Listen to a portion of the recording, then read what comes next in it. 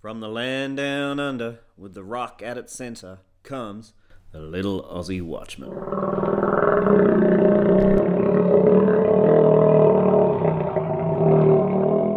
Today, the topic is the stupidity of negative gearing. Your friends tell you to do it, your partner tells you to do it, and even your accountant tells you to do it.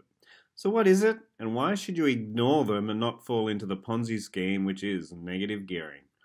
Negative gearing essentially allows losses on the operating costs of a rental property to be set against your personal income, thereby reducing your taxation.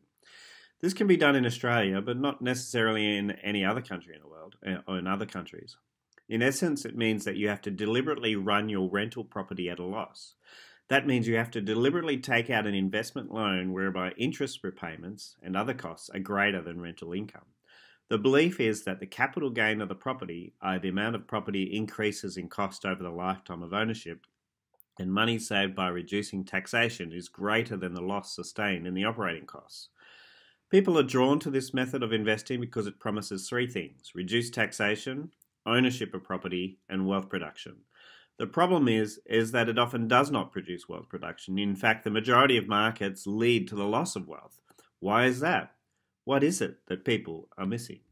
The number one reason: capital gains tax. You'll be taxed on the profit you make on the property, and this is often not considered in calculations.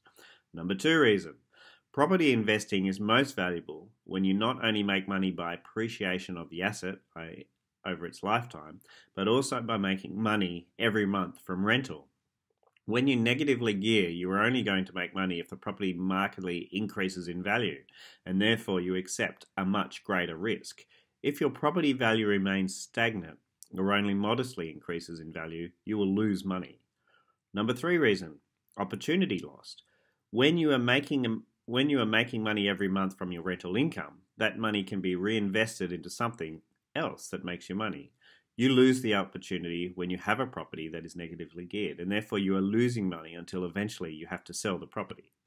Number four reason: the government may change the taxation regime whereby you are unable to reduce your personal taxation by using your operating losses on a negatively geared property.